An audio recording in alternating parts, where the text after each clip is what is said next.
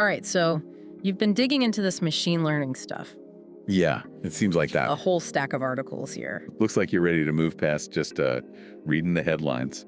That's what we're here for. All We're right. going to unpack all this. Yeah. And see if we can't find those aha moments. See how it applies to you. So first things first, what is machine learning?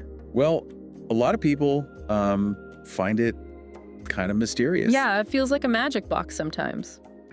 At its heart, machine learning is all about systems that are learning from experience Okay. without someone having to program in every single rule. So instead of a programmer writing code for every possible scenario, It's a subset of artificial intelligence the machine is learning on its own, where the system actually gets better at its job finding patterns in the data. the more it does it. Kind of like how we learn from practice. Oh, okay. Yeah.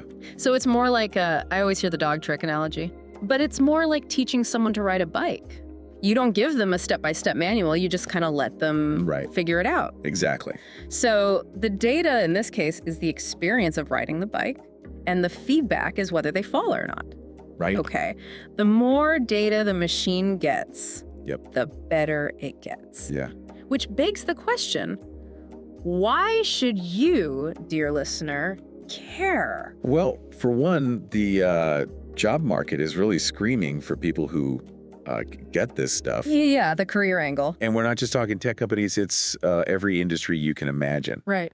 And the salaries. Well, let's just say you won't hear anyone complaining. No complaints there. But it's bigger than that, right? I mean, machine learning is already out there doing its thing. Absolutely. It's not just some, futuristic concept. Right. This is real. It's happening now. So what are some examples? Machine learning is powering those eerily good recommendations you get on Netflix. Okay, yeah. Self-driving cars, helping doctors diagnose diseases earlier. Wow, that's wild. The list goes on and on. It's quietly revolutionizing the world around us, whether we realize it or not.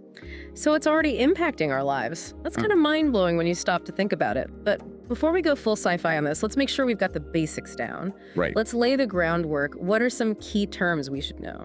Well, we have to start with data, of course. Data is the lifeblood of machine learning. Okay. Algorithms, they're hungry for it. Right. The more they get, the better they learn. Think of it like training for a big game. The more practice you have, the better you perform on game day. Yeah, but not all data is created equal, right? Just like a basketball player wouldn't train by swimming laps. Precisely. The type of data matters just as much as the quantity. You need the right kind of fuel for the job. Okay. And that brings us to features, which are basically the specific pieces of information the algorithm is focused on. So in our basketball analogy, features would be things like shooting percentage, free throws, assists. Exactly. It's like highlighting the stats that are most relevant. Gotcha. Now, once you've got your data and features figured out, you need a model. This is like the brain of the operation. Okay. The part that actually makes predictions or decisions based on what it's learned from the data. So if data is the training, the features are the drills, then the model is the player's skill set. That's a great way to put it. Okay. And lastly, you have training and testing.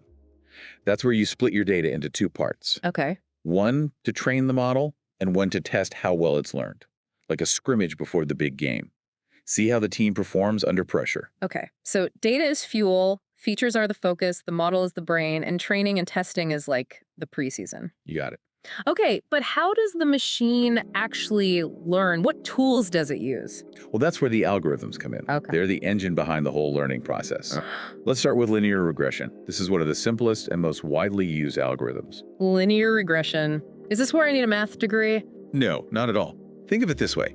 Imagine you're trying to predict how much a house will sell for. Okay. Things like its size, the neighborhood, number of bedrooms. Linear regression uses that data to draw a line Oh, okay. that shows the relationship between those features and the sale price. So it's basically like drawing a trend line. Exactly. Like the ones we made in high school math class. The closer the dots are to the line, the more accurate the prediction. That's actually pretty cool. What other algorithms are out there? Well, there are lots, but let's talk about one that's probably sorting your emails right now. Logistic regression. Okay. Unlike linear regression, which predicts a number, logistic regression is all about categories. So this is how my inbox figures out what's spam and what's not. You got it. It looks at features of an email, like the sender, subject line, the content, decides whether it's spam or not. So it's like a sorting hat, but for my inbox. It's logistic regression in action. I'm starting to see how powerful this stuff is. It's actually making my life easier. What else do we need to know?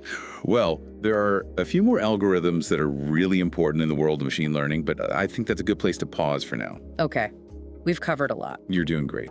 It's amazing how something so complex can actually be pretty intuitive once you understand the basic idea. It's all about finding patterns, making sense of the world around us, just like we do every day.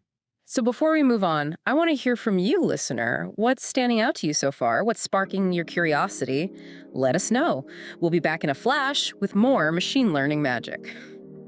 Okay, we're back, and I hope you had a minute to process all that awesome machine learning info we just threw at you.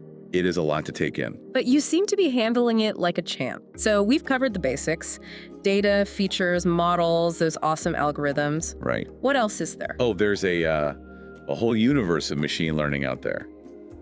Let's see, we should talk about decision trees. Decision trees, okay. Those are kind of like flowcharts. Help the machine make decisions. Like a game of 20 questions where each answer leads you closer to the answer. Think of it like that.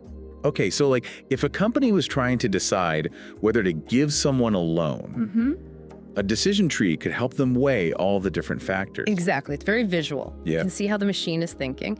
Really useful for explaining things to people who aren't data scientists. Okay, I like that. Visuals are always helpful. Yeah. What about k-nearest neighbors?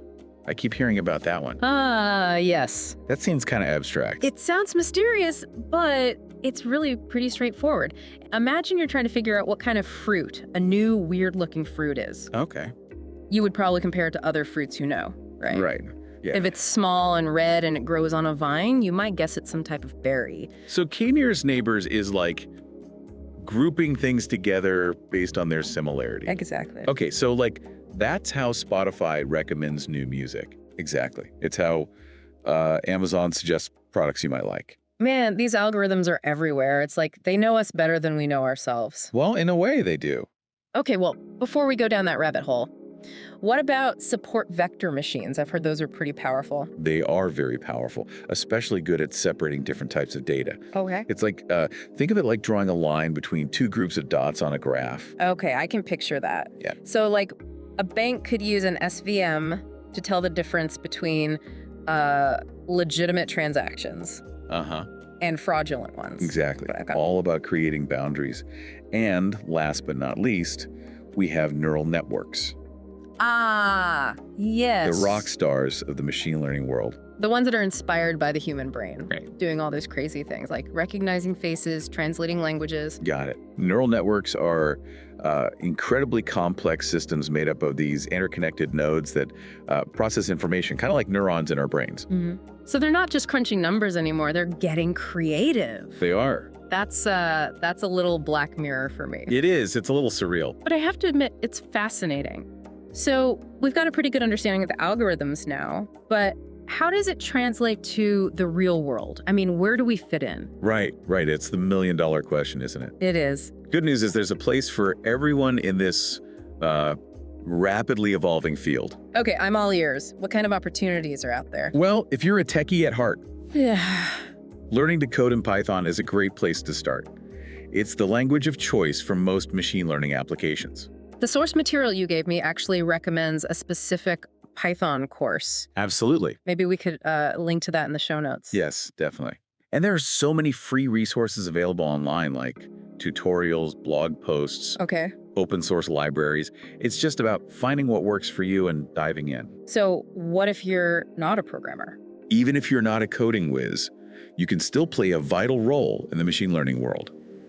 There's a huge demand for people who can understand and interpret data, communicate those insights to non-technical audiences, identify ethical considerations. So you don't need to be a data scientist to work with data. Exactly. That's pretty cool. You could be a data analyst, business intelligence specialist, a product manager, even designers and artists.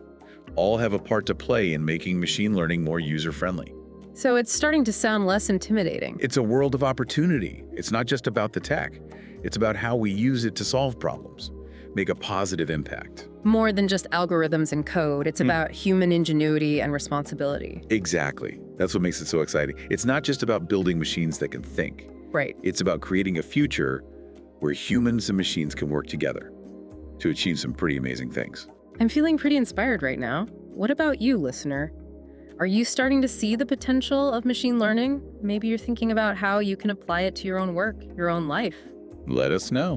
What's got you fired up? Share your ideas. Let's keep this conversation going. And we'll be back in a jiffy to wrap things up and talk about where you can go from here. And we're back for the final part of our machine learning deep dive. We've covered a lot, from algorithms to neural networks, but now it's all about you. That's right. We've talked about the what and the how, but now it's the so what. What does all of this mean for you? You know, this whole deep dive started with your questions, those articles you brought in. Exactly. That's resonating. What are you thinking? Maybe you're thinking about ways to use machine learning in your work. Uh-huh. Or maybe you want to learn more. Jump into those Python courses we mentioned. Maybe you're thinking about the bigger picture, the ethics of it all. Right. How it'll change the future of work, all that. Whatever it is, we encourage you to keep exploring, keep asking questions. Don't be afraid to push the boundaries a bit. This is really just the start of your machine learning journey. Yeah, we've only just scratched the surface. Think of this deep dive as a launch pad. Into a whole world of knowledge and possibilities. And remember, you don't have to go it alone, right? Right. All those online communities are full of people who are just as excited about this stuff as you are. Yeah. Connect with them, share ideas, ask questions, work on projects together. You'll be amazed at what you can learn from each other. Absolutely. And, if you hit a roadblock, don't get discouraged. You all hit roadblocks. Break things down into smaller steps, find resources that work for you. Be patient. It takes time. Rome wasn't built in a day. Mm-hmm. And neither is, a machine learning master. Exactly. But every step you take, every aha moment you have gets you closer to understanding it all. That's it. So as you learn about machine learning, remember, be curious, ask questions, and be willing to think critically. That's important. Because the future of machine learning isn't just about algorithms and code.